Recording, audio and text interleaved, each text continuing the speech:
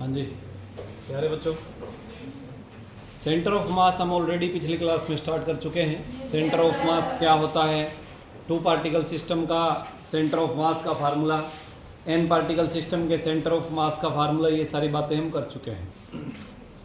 अभी motion of centre of mass पर पहुंचने से पहले कुछ बॉडीज़ के सेंटर ऑफ मास को कैसे फाइंड आउट करना है, हम उसकी थोड़ी सी बातचीत कर लेते हैं। Is it clear? Yes, sir. इससे रिलेटेड कुछ वीडियोस ऑलरेडी मेरे यूट्यूब चैनल पर अवेलेबल हैं, जो कि पिछले 1-2 सालों में पहले वाले बच्चों को पढ़ाते हुए बनाए गए हैं। उन वीडियोस को आप देखेंगे तो काफ़ी सारी चीज़ें आपको वहाँ पर मिल जाएंगी। तो अभी मैंने उनको चेक किया तो उसमें जो एग्जाम्पल नहीं दिए हुए, आज कुछ 1-2 नए एग्जाम्पल पढ़ते हैं ताकि आप बच्चे ज़्यादा एग्जाम्पल्स को स्टडी कर पाएँ। Is it clear? तो देखिए बेटे, सेंटर ऑफ मास अगर हमें फाइंड आउट करना हो, ऑलरेडी जो हम पढ़ चुके हैं उसका एक हाईलाइट आपको दे देता हूँ। आर सेंटर ऑफ मास बराबर क्या होगा बेटे, m1r1 प्लस डिवाइडेड बाय, जहाँ पर r1 और r2 क्या है, दो मास m1 और m2 के पोजीशन वेक्टर्स हैं। क्लियर? सिमिलरली अगर यहीं से हम x सेंटर ऑफ मास निकालें तो ये क्या आ जाएगा बेटे, m1 x1 plus m2 x2 divided by m1 plus m2। और y सेंटर ऑफ मास क्या आ जाएगा बच्चों,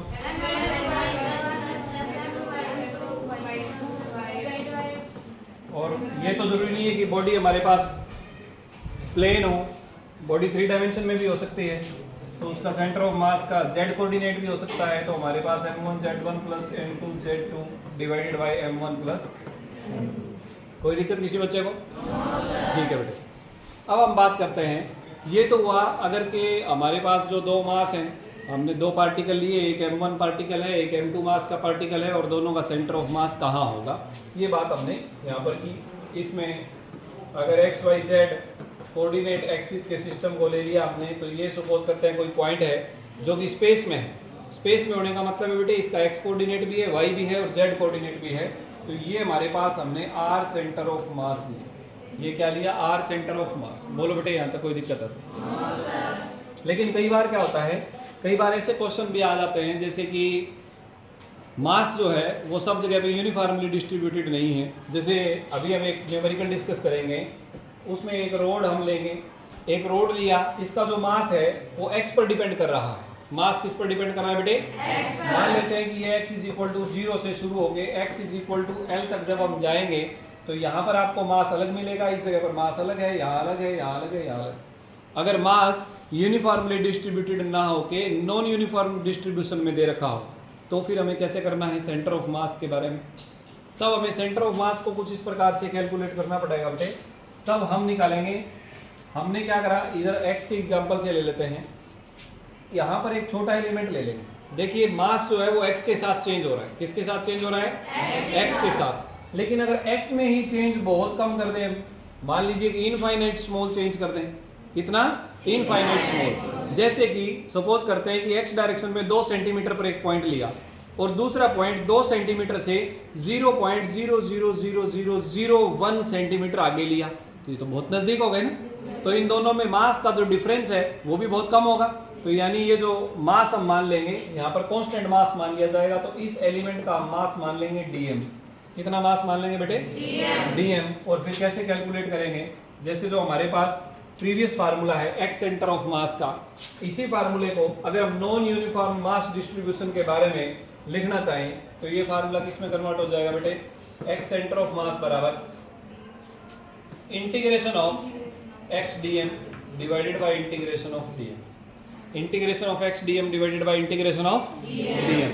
ये कैसे आया, अगर मैं आपको ये समझाना चाहूँ तो इसकी जगह पर क्या आ जाएगा बेटे, पहले मास की जगह आ जाएगा dm, और उसकी लोकेशन क्या है, डिस्टेंस कितनी है उसकी, x। सिमिलरली दूसरा, अब हमने सभी को कहाँ पर माना है, x दूरी पर माना है, और x चेंज हो रहा है। हमने सभी मास को कहाँ पर माना है, x डिस्टेंस पर, और x ही क्या हो रहा है, चेंज हो रहा है। तो सभी x dm x dm x dm जुड़ते जाएंगे ना, तो इसे हम क्या बोलेंगे बेटे, x dm का इंटीग्रेशन।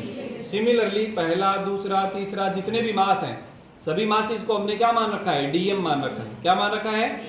dm। तो क्या आएगा, dm plus dm infinite times, तो ये क्या बढ़ जाएगा, इंटीग्रेशन ऑफ dm। तो बताओ इस फार्मूले में कोई दिक्कत है किसी बच्चे को? सिमिलरली सेंटर ऑफ मास का y कोऑर्डिनेट क्या होगा बेटे, ये फार्मूला आ जाएगा। Similarly Z centre of mass का फार्मूला क्या होगा बच्चों?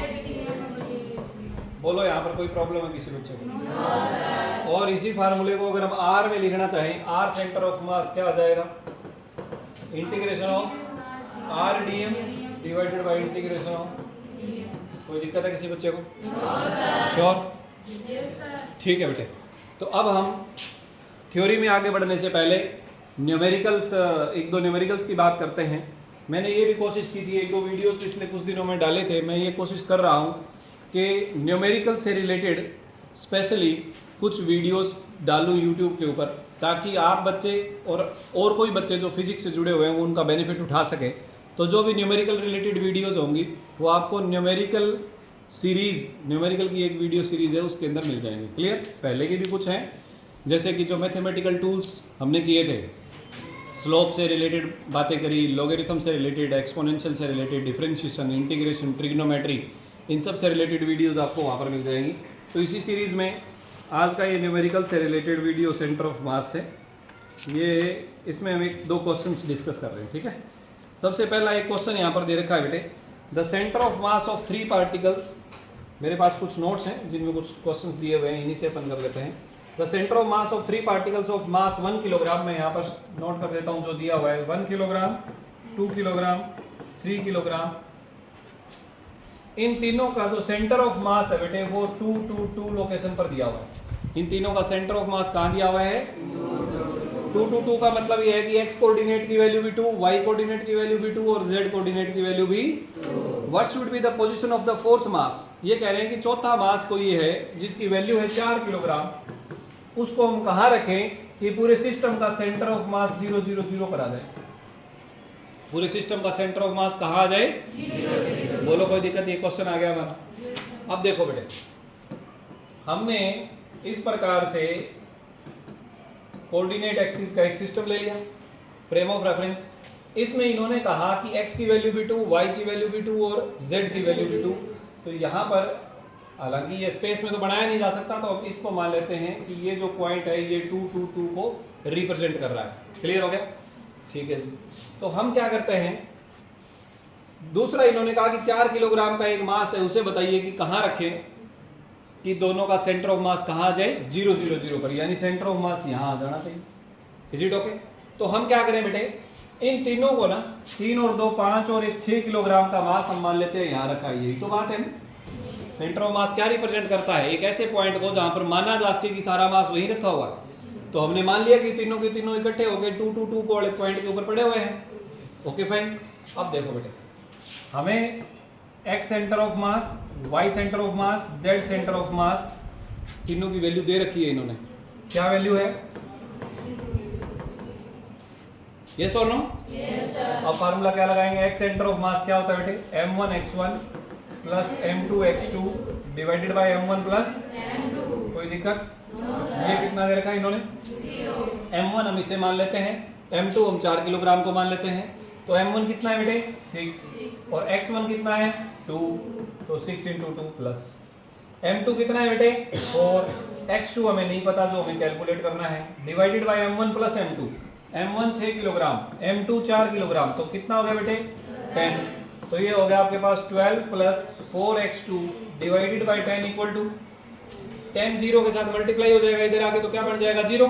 तो ये रह गया बेटे 12 plus 4x2 is equal to 12। इधर आ जाएगा तो किस में आ जाएगा बेटे? माइनस में। तो ये हो गया -12। तो x2 की वैल्यू क्या आ गई बेटे? माइनस में। x2 की वैल्यू क्या आ गई? बोलो यहाँ तक कोई दिक्कत है? क्या इसी प्रकार आप y2 की वैल्यू निकाल लेंगे? Yes sir. m1 y1 plus m2 y2 divided by m1 plus m2। तो देखिए m1 y1, m1 कितना है बेटे? 6, y1 कितना है? 2 प्लस m2 कितना है? 4, y2 हमें निकालना है, वही आ जाएगा। यहाँ भी y2 की वैल्यू क्या आएगी? -3, z2 की वैल्यू क्या आएगी? तो हमारे पास 4 किलोग्राम का मास हमें कहाँ रखना है बेटे?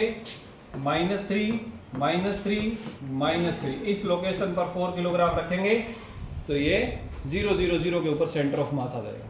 बोलो यहाँ तक कोई दिक्कत है किसी बच्चे को? पक्की बात है?